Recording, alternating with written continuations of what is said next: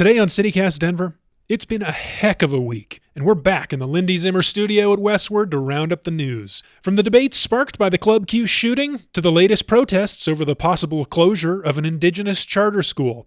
And of course, our official maybe for your weekend. Today is Friday, December 2nd, 2022. I'm Paul Caroli, and this is CityCast Denver.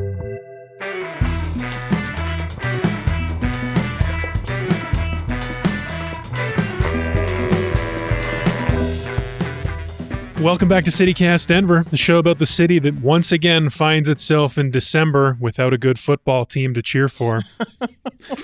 Unless, of course, you're like me and you're excited to watch the U.S. take on the Netherlands at the World Cup on Saturday. I'm here with Bree, as usual. Bree, Broncos on Sunday or World Cup on Saturday? Are you watching either? What do you think, Paul? I'm on a Hallmark movie kick. It is holiday season, baby. Season. Mm-hmm. I love those garbage romances. What's the best one so far? There's one that, well, the problem is they all have the same name. They're like Holly's Holiday, Christmas in Love, Christmas this. And I watched this one where this woman is the executive that runs a mall, and she falls in love with the sexy mall Santa. I saw this one. It's very good. I love it. The perceived power the manager of a mall has. I loved it. And the whole sexy Santa character. That was... Yeah. That guy looks like a Boomhauer in real life. Like the cartoon Boomhauer, he looks like... Anyway, I'll find out. I'll tweet out what that movie was because it is worth it. Please do. I co-sign that recommendation. I can't believe I've seen that one. I don't watch that kind of movie. Anyway, we have one of our favorite guests back in the mix this Friday. She was a fixture at Colorado Public Radio for many years, now writes a monthly column for the Denver Post, and hosts her podcast, Been There, Done That. Joanne Allen, welcome back. And I have a confession to make. I love holiday movies. I know. I saw TV. You freaking out over there. I was like, oh, Joanne's on our page. Hallmark, regularly made or whatever. I just have holiday movies on. You know the plot. You know what's going to happen. You know immediately within the first scene who's falling in love with who. Yeah, like it's exactly. But you watch it anyway because it's just soothing. It is. It just feels like we need something to soothe us, especially now. Yeah. So I have no qualms telling people that I love those cheesy holiday movies. Love them. They're so good. Yeah. Well, Joanne, I mentioned the Broncos. Last time you were here, you talked about your disappointment with Russell Wilson, the quarterback this year. Have you been watching as the season's been playing out? I have been watching. Unfortunately, I said that I thought I would stop watching. I think I said that back when I was here a few weeks ago.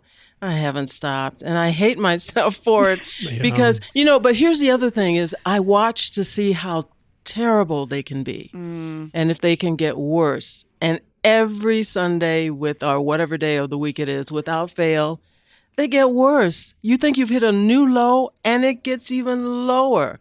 So it's kind of an amazing fiasco now. Yeah, I have stopped watching. It has been too bad. But I did see a clip of the players yelling at each other on the sideline last week. That's a bummer. That's embarrassing. And, you can't, I love Russell Wilson. Well, let's say I used to love Russell Wilson. But you can't blame one person. It's really a concerted effort to be bad. I agree with that, but there was so much hype for Russell Wilson, right? Like kind of too much. There was just so much press and social media pomp and circumstance about it. I think there was high expectations that he didn't deliver on, but now also the rest of the organization is not delivering on. Well, the thing that really gets my goat, is that the saying, gets my goat? Sure. Yeah, okay. The thing that really gets me is the fact that they don't seem to take responsibility. Whenever you listen, and I know you guys don't, to the after-game news conference, they never say, you know what, we suck. We are horrible. We need to do something different, and we're sorry. They just say over and over and over, both Russell and Nathaniel Hackett, the coach, just keep saying, well, we got to keep getting better. We got to work hard. We got to get in there and do it for the team and for our fans. They just never admit that they are They're just horrible. Like doing boring sports platitudes. That's interesting. I never watched that, but I watch the Nuggets, obviously. And I feel like basketball's pretty good at being like, well, we failed in the second half, or like we did terrible, like we could have done this better. But the Broncos are not doing that. No ownership of their failure. and the Broncos in the past have admitted and owned up to their failures and faults and how they're not keeping their promise to be a decent team at least.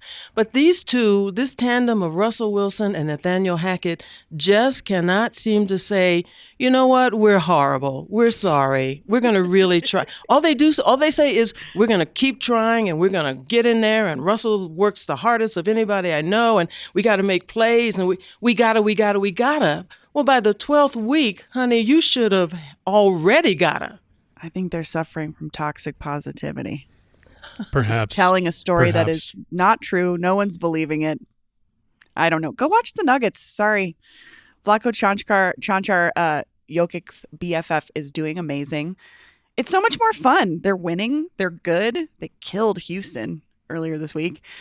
If you want to watch a Denver team just rule right now, I recommend switching to the Nuggets. Yeah, that's what I hear. That's my recommendation. Could be time. Yeah, I think it is time. Well, let's get into the news here, because our top story is unfortunately still the ongoing fallout from the Club Q shooting in Colorado Springs, which was almost 2 weeks ago now. And we're still learning new details every day. There's a lot to unpack, including the latest I saw last night, or maybe a couple nights ago, from the owner of the club, who's pledged that the club will reopen, which I think is good news. But Joanne, I want to start with you. What are your takeaways from the shooting 2 weeks out? Well, I came out in, the early 70s. And so I know, honey. I'm just thinking about that time. I can't fathom. That's incredible. It was quite a time, because being gay, lesbian, and those were the only two categories known at that time or spoken of. Yeah. You had to be very, very secretive. And there was a place to go to. In every city, you could find a little bar. For me, when I was coming out, it was a place called The Back Door in Madison, Wisconsin. Mm-hmm. And I would go there as much as I could to find that community, that camaraderie, that companionship. And it was a very, very safe space. So when people who go to Club Q, especially the trans people, talk about it being a safe space, it takes me back to understanding and knowing what that's like. I don't do the club scene anymore. I just don't, once you hit a certain age, you just don't do it. But it took me back to remembering those times of feeling proud and feeling free, but within those confines. And I'm thinking now with this being, the 2022s heading into 23, that for what I felt back in the 70s is a lot of what trans people are feeling now. Sure. That thing of, we need this place. So I'm really glad to hear that the owner says that they're not going to give up, that they're going to keep going. Because it is vital to some people's ability to be themselves, at least in that space. And then that helps them to take it with them when they go out. If you get that power and that energy when you're in Club Q, then you still feel it once you leave. Yeah. Yeah. I can't speak from personal experience, except from the perspective. There's somebody in my family who identifies as non-binary. So I've seen a little bit of how they go through the world and how hard it's been. And lately, especially, they have this sense of being embattled, of being like, when we talk about a safe space, like I didn't really understand that before, but there's so many tiny cues in everyday life that say, oh, this is not a place for you. This place is not shaped for you. And it's just, it's very hard. And it seems like it's been very hard lately, especially. Well, and talking about the spaces, Joanne, I know a couple years ago, there was a documentary about the last lesbian bars in the country, right? Mm-hmm. There's a handful. There's very few. Mm-hmm. And there's also been this ongoing conversation about, do we need queer spaces like this? And I think it's honestly coming more from straight people, because we've infiltrated a lot of queer bars as a straight person that's spent a lot of time in gay bars. And it's like, does this have to happen for us to realize, like, no, we need these spaces more than ever right now. People need a place to feel safe that is where they, like you said, that freedom within sort of a space. Yeah. The total freedom. And like, I grew up in the 90s and I worked in retail for a very long time. Majority of my friends and family around through that work are queer people. And sometimes our work was our safe space where we could all be together and be ourselves. And I don't know, I've just thinking a lot about what a safe space is lately. And do we have them? You know, they are still needed. All you have to do is listen to the people who were at Club Q and the people who patronize it but may not have been there that night. And they say, yeah, this is our home. This is where we feel good. This is where we make community, where we have community. These spaces are still needed. It feels as though it's needed now even more than ever with the attacks that are happening, you know, from legislatures trying to determine what parents can do with their kids who are in need of medical attention. I mean, anyone who doubts that this kind of space like Club Q is needed and just simply goes and tries to make laws banning what a parent know their child needs. I mean, those folks need to go and talk to queer people, talk to trans people, non-binary people, and see, who are you? What are you about? I shouldn't just sit up here on Capitol Hill and make laws and to determine your lives. The parent who has a kid, who's lived with that kid, who loves that kid, who knows what that kid needs, should be the one who makes the decision. A person who needs to transition, a person who needs to be non-gender in public, talk to them, ask them. Don't just make assumptions about who they are, what they need based on what you hear from the pulpit on Sunday morning. Talk to them, talk to people, learn about them, and then maybe you can start to determine for yourself what your ideas are. It just really gets my goat again that people are saying, oh, I know what's best here. We need to be male, female. We need to be black, white. We know it's like this. And that's all we can do, or that's all we can be. It's not right. Talk to people. That's why I'm believing in the idea of make yourself aware of the varying transgender and gender non-conforming categories that there are. Because in that way, if you educate yourself, if you learn what these things mean, if you take them to heart and be a human being about it, there won't be the kind of animosity that we're feeling. It doesn't mean you have to understand 100% what's up, but at least familiarize yourself with who people are, how they want to be addressed, and what you can do to improve this human experience that we all are in. Well, this is a very difficult issue that you're bringing up, this, like, how to address people, how people want to identify. And again, I mean, it's not difficult though, Paul. It's for some people. For some people it is. But I think it gets back to what Joanne's saying too, which is maybe it's because you don't know any non-binary people. Like, I think it's deeper than that. And again, I'm going to talk about this, my family, just one anecdote here, but I have seen, since this person I mentioned earlier has come out as non-binary and has, changed the way they think of themselves over the years, the people around them, their loved ones, have struggled with pronouns. Sure. This is a difficult thing for them. And I think when your kid decides they want to be identified by a different pronoun or like understands who they are in a different way, it's hard sometimes to change your expectations of the future.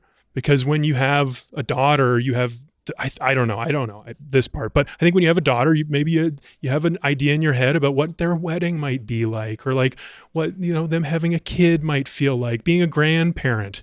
And then that turns out to not be the case. And it turns into this very hard personal transition that you have to go through as well. But I don't know. That's the crux of it, Paul, though, is that it's because people who are struggling with it don't want to face their own stuff.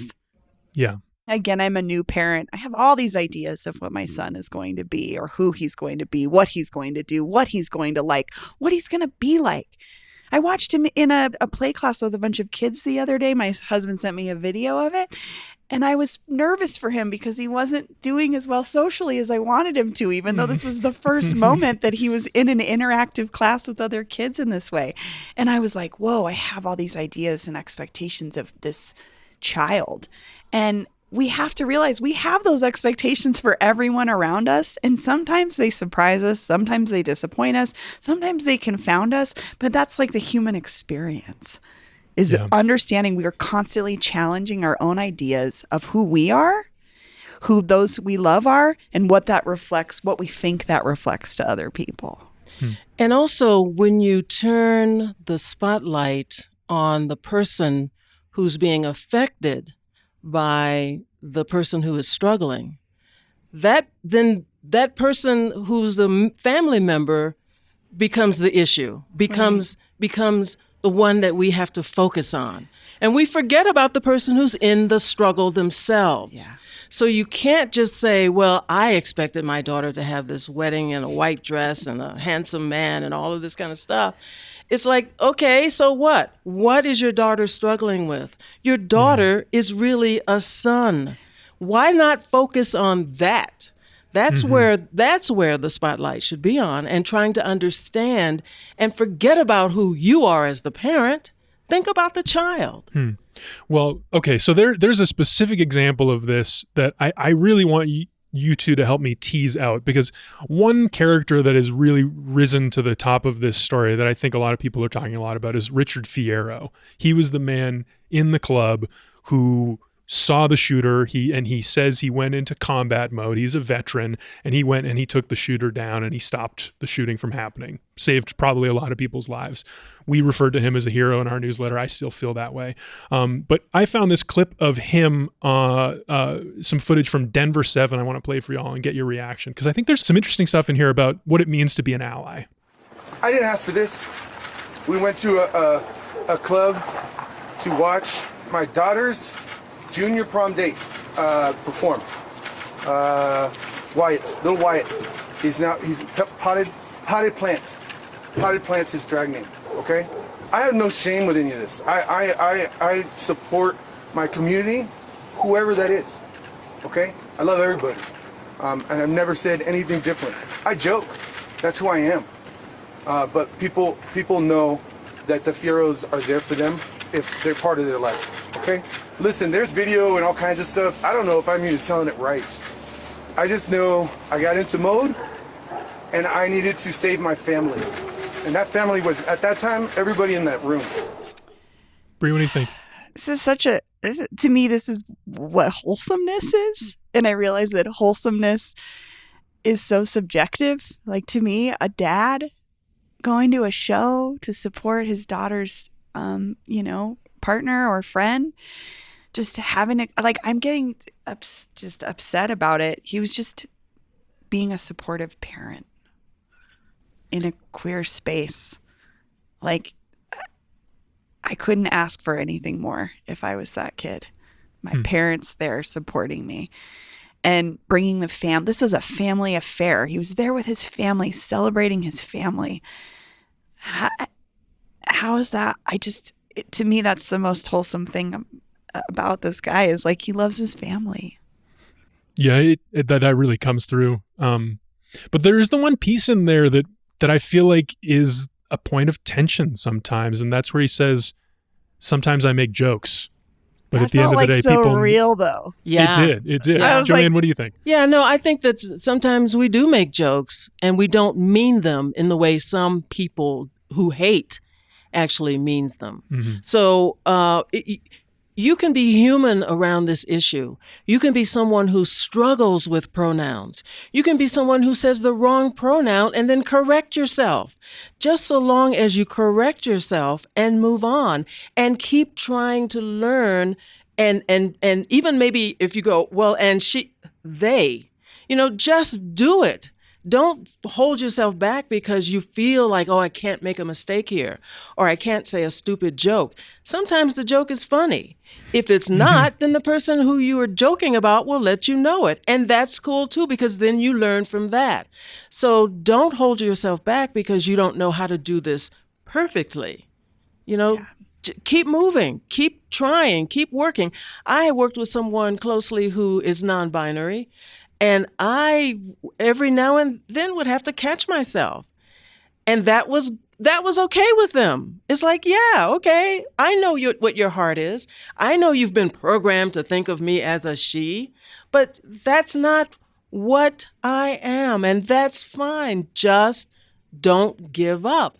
Don't say because I don't know all the answers, I can't continue to move forward.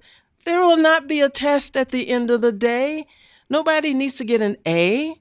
Just keep doing the right thing. And struggling is what life is all about, no matter what realm we're in. So accept the struggle and keep moving forward.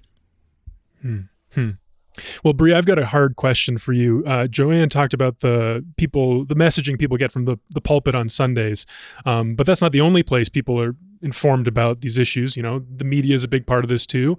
We had an experience covering this shooting. The Sunday afterwards, we logged on, talked about how we were going to cover this, how we were going to talk about this, and we decided to reach out to Heidi Beadle and talk about the increasing conservative attacks on the LGBTQ community leading up to the shooting.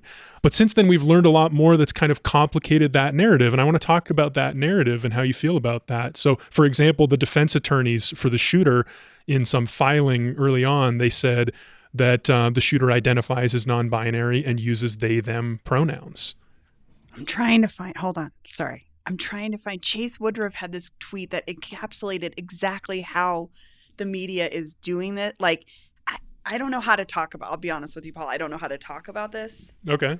Because from what I understand, up until that moment, that gentleman had never used those pronouns. Yeah. Like, he threw them out there. Yeah, that's my understanding as well. And now it's become a conservative talking point. Like, oh, now you don't respect someone's pronouns? Because it's like he weaponized something. Like, that's point blank what he did. And No, that's exactly right. That was my feeling in the very beginning. Because whenever something bad happens and you are a member of that group, you always go, oh my God, if it's a shooting, I'm like, God, I hope it's not a brother. I hope it's not a black guy. Or in this situation, it's like, I hope it's not someone who hates themselves because they're queer. But I don't think this was the case. I don't think so either. It just smells. I mean, it's like, wait a minute. What are we doing here? What are you saying? And if this has never happened before, he has never been described that way before, why is it suddenly something? So, noted right-wing nut job Matt Walsh tweeted, "The Colorado Springs shooter came out as non-binary, and the story just went away, evaporated into thin air. Amazing how that works." And Chase Woodruff at Colorado Newsline said, "What's actually happened is that journalists have continued to report details about the suspect's edgelord homophobia, day of texts from family using he/him, the father's reaction, court appearance, booking photo, etc., all of which have made, quote, this is a troll much more likely." Like, he was trolling people. So that's exactly how I felt about it. When I saw that, I was like, oh, this guy is messing with, he's stepping into this quote unquote culture war that's been created around fear of people, and just tried to make it more about him, which is like kind of what I think a lot of these, let's be honest, mostly white men do in these situations where now as journalists, we've decided to stop naming them, to stop centering their stories. He managed to center that story on himself again. And we've really made a point in a shift in the last couple of years to not focus on the shooters, to focus on the victims and the survivors. And he has literally made it about himself. And you know what else this does? Him saying he's non-binary, I think also says, well, this can't be a motivated. It's not a hate crime. This is not a hate crime, right? Right. This can't be a hate crime because, which is a lie. You don't walk into a queer establishment that's decades old and kill a bunch of people. It's just, come on, man. Yeah. It's insulting. Well, Joanne, is there anything else you want to add? I do, and it's I want to direct people to my podcast because 2 years ago I interviewed Mia Yamamoto, who is a longtime activist, a trans and civil rights attorney in Los Angeles, who transitioned from male to female at the age of 60. And in our conversation, I learned a whole lot about what it means to be trans in America. And I just, at the very beginning, she says, growing up transgender is to always feel displaced, out of touch, hidden, as well as ultimately despised. She said that when she was growing up, being transgender, you were the queerest of the queer. Even gays and lesbians looked down on transgender people years ago. It feels like a lot of that hatred is returning, not on the part of gays and lesbians. I mean, think about it. Nobody gets freaked out about gays and lesbians anymore. It's trans people. It's non-binary folks. It's folks who are not gender conforming. Think about how far we've come with gays and lesbians. We have miles to go before we sleep to start thinking of the newer, unaccepted categories of people to in order to make them whole and to make them a part of this country. We must pay closer attention. And I think the shooting, unfortunately, has put a spotlight on it. But then how long does that last? And trans people have been sounding this alarm bell for decades, for sure. But in the last couple of years, especially sort of post-Trump, I think I follow a lot of trans journalists. Heidi Beadle, again, a friend of the show. I actually knew Heidi Beadle before as a mom and a volunteer at Girls Rock Denver. That's how we met. Mm-hmm. Was like, I mean, that's kind of a queer space to begin with, but I knew her first as a mom before she became a reporter. But I also follow Caitlin Burns, Parker Malloy, these folks that are in community, living as trans people, also having to report on their experience every day. Like, listen to trans people. They are telling you what is happening to them. I think it's hard for a lot of cis folks to really fully and deeply understand how it feels to be targeted in this way. It's so terrifying. Well, we'll put a link to that episode in our show notes so people can enjoy that this weekend. And I think it's time for a short break. We'll be back with something else.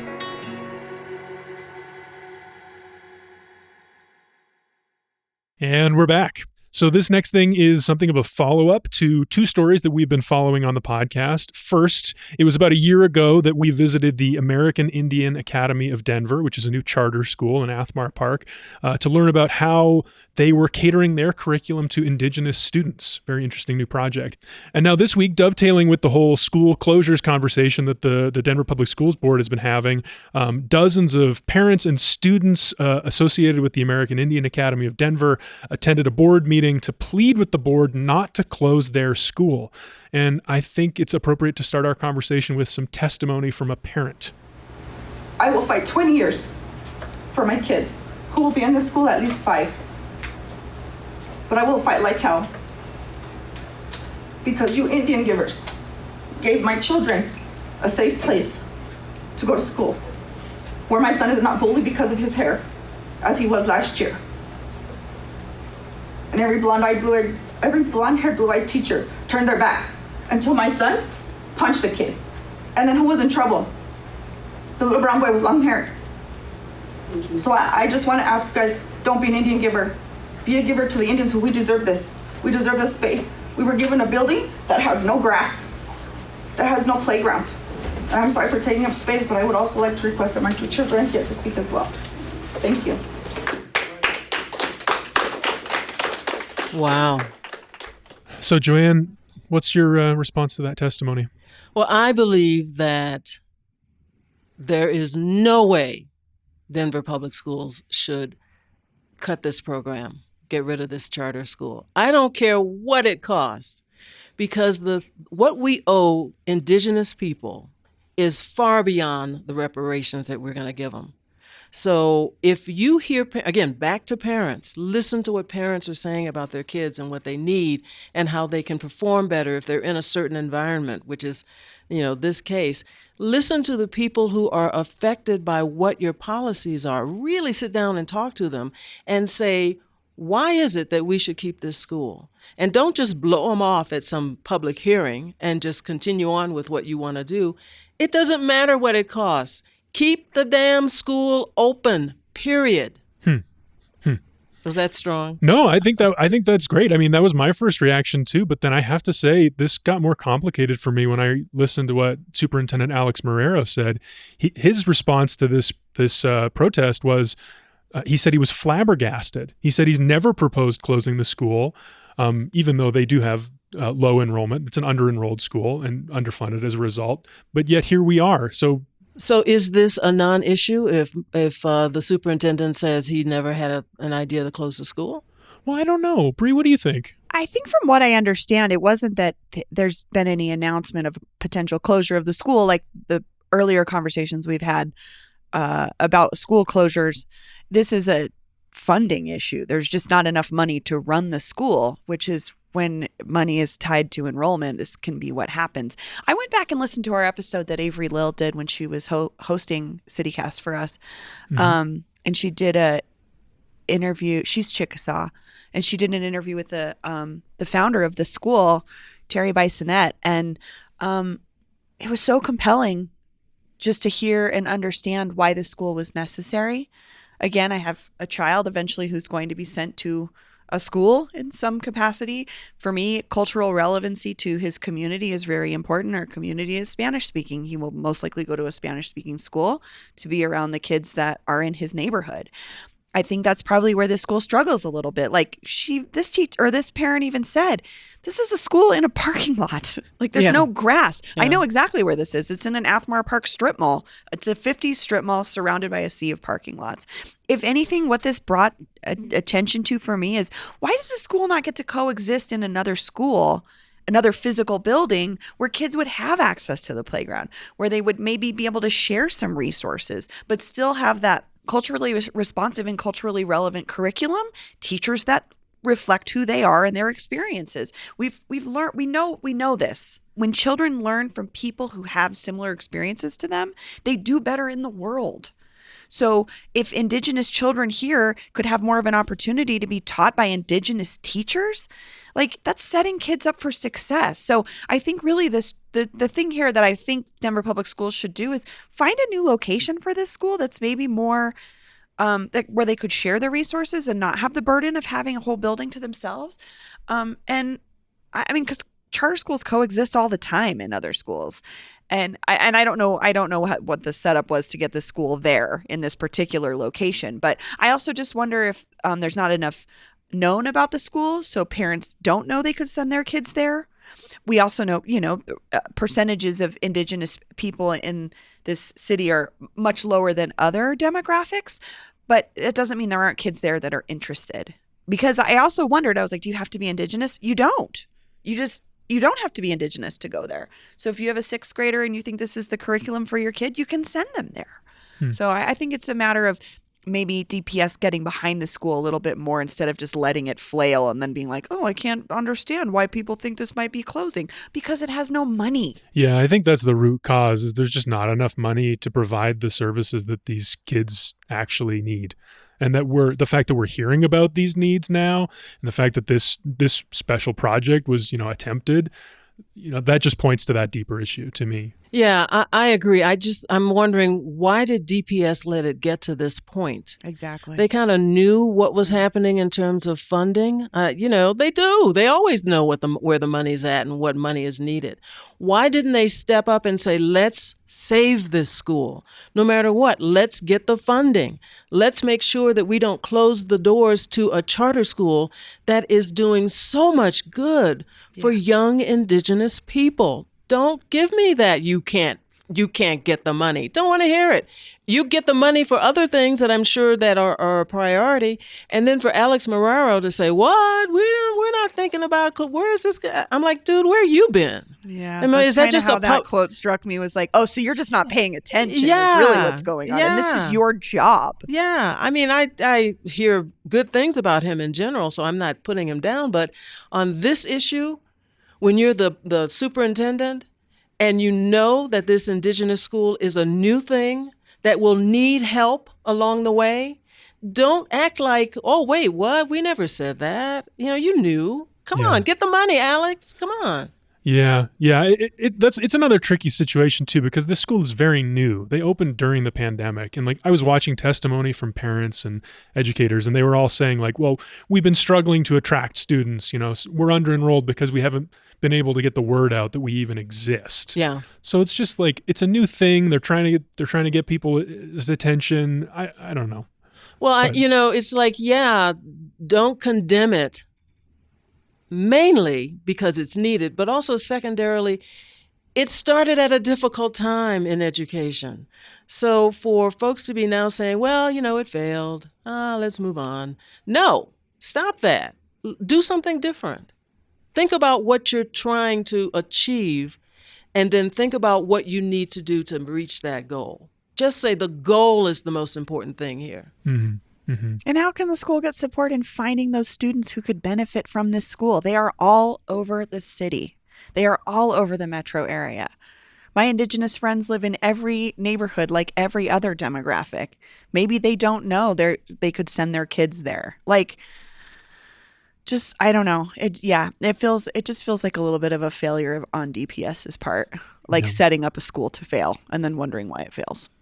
Well, we'll be watching that story as it plays out. But for now, we got to leave it there. And we got one more fun segment. We're going to take another quick break and be back with some recommendations for your weekend. It's time for the official CityCast Denver maybe for your weekend, as in maybe you'll see us there, because as usual, there are so many cool things happening in Denver this weekend, and we have opinions. Peyton Garcia rounds up her best bets in our newsletter, Hey Denver, every week, and she's here to give us her top picks. So, Peyton, what do you got for us? Okay, so this one you might see coming, but the Netherlands versus the USA. 10 a.m. on Saturday.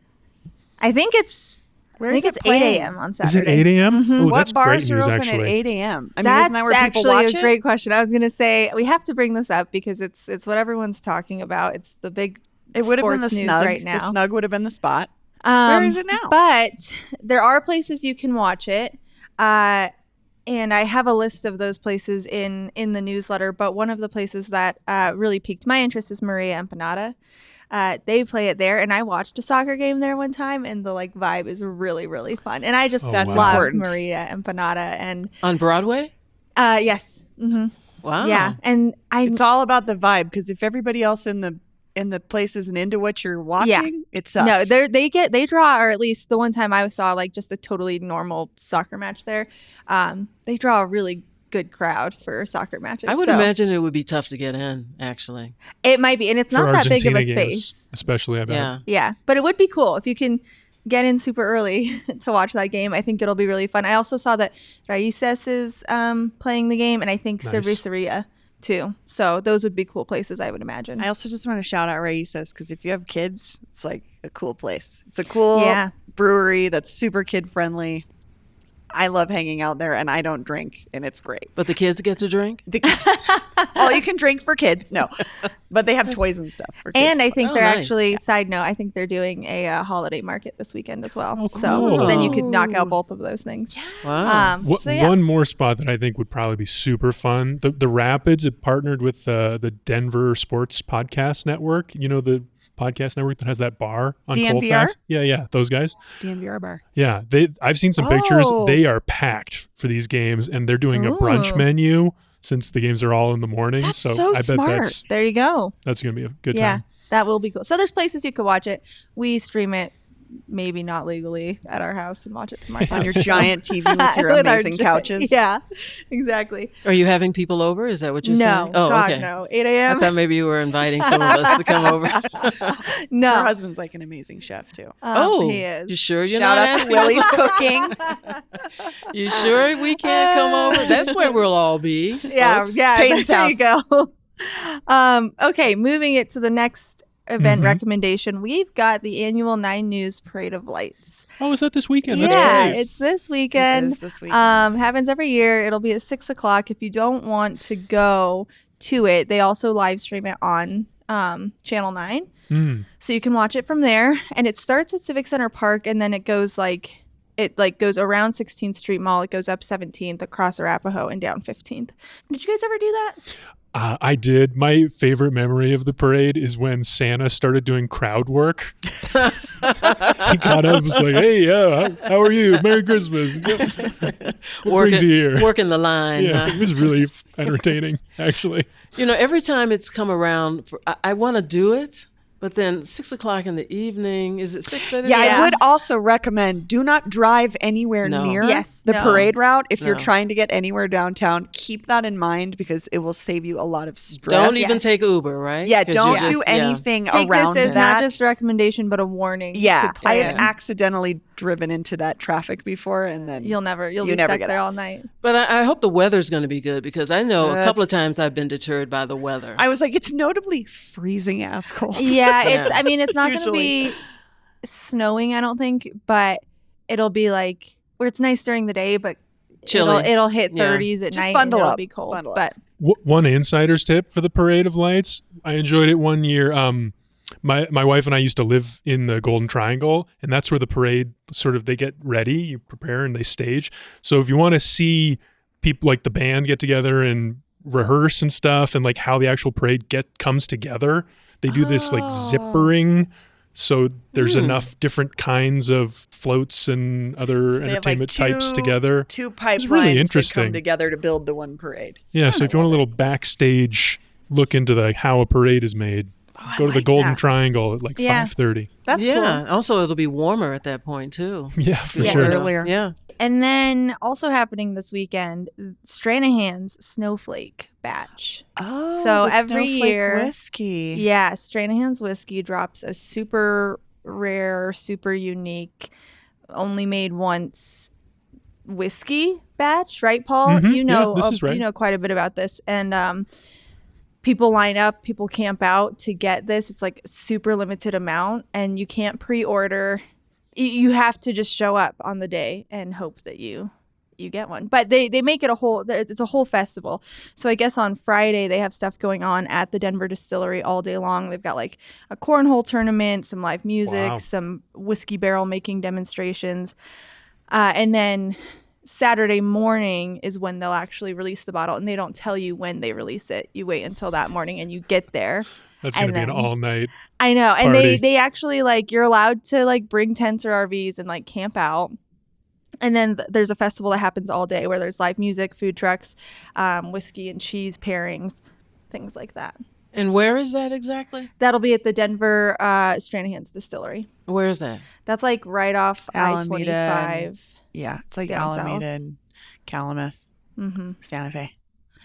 What are you thinking, Paul? I don't know. I'm not so into whiskey that I want to make that big of a commitment personally. But I think for people who are, probably be a fun scene.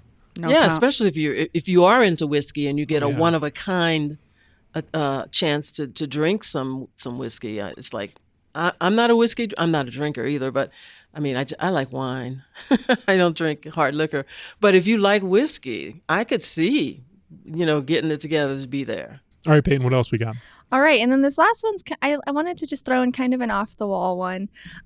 Denver Public Library is hosting an Ethiopian coffee ceremony on Saturday afternoon. Those are great. Yeah, it's like an hour, but you go in and from everything I can tell, it's free.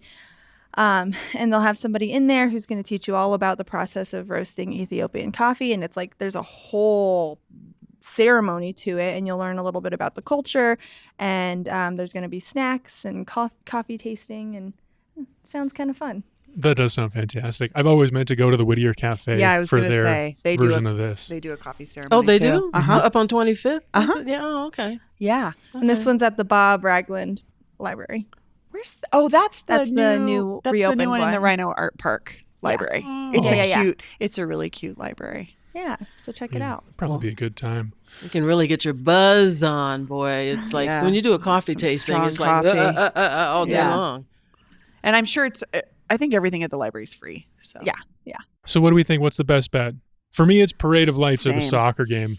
I'm Parade of Lights guy myself. Me too. It would be Parade of Lights. All right, like that's the I one feel if you want to get in, that's like an old Denver tradition to me. Yeah, Like if you it want to really is. feel in the city, that is the thing. That's a moment from my childhood that I love that still exists. I grew up I was a dancer and a cheerleader all growing up, so we performed in it every year. Wow. Oh my Yeah. God. Hey, Give us Peyton. a cheer. it was fun. No, I can't do any cheers. You guys, come on. Give us a No cheer. way. I want to hear one. I don't remember, but they would teach us little like walking jigs to like Christmas songs, and we would just be like, Oh you my know. God, little Peyton. so Deck the cute. halls. Deck Yeah, the there you halls. go. They would and it was fun. They'd like wrap you up in Christmas lights, and it was fun.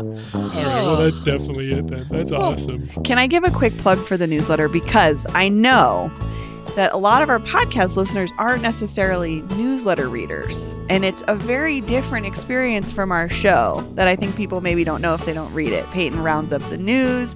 You give us great events every day of stuff to do. There's fun facts about, if you want to get to know the city really well, there's neighborhood profiles. There's all kinds of things in our newsletter that you don't get out of the podcast. It's really complimentary to what we do. So please subscribe. You can do that by texting Denver to 66866.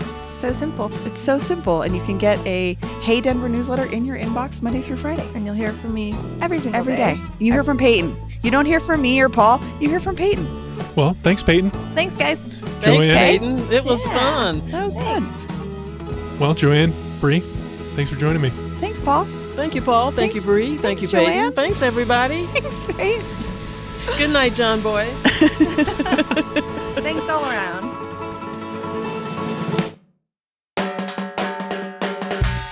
And that's all for the week here on CityCast Denver. Our producers this week were me, Paul Caroli, Lizzie Goldsmith, and Aaron O'Toole. Peyton Garcia writes our morning newsletter. Bree Davies is our host. Our music is by Los Mocachetes, with additional mixing by Tyler Lindgren. If you haven't already, subscribe wherever you get your podcasts, follow us on Twitter @CityCastDenver, and tell Richard Fierro about us the next time you see him. You can sign up for our daily newsletter, Hey Denver, by texting Denver to 66866 and learn more about us at denver.citycast.fm. See you next week.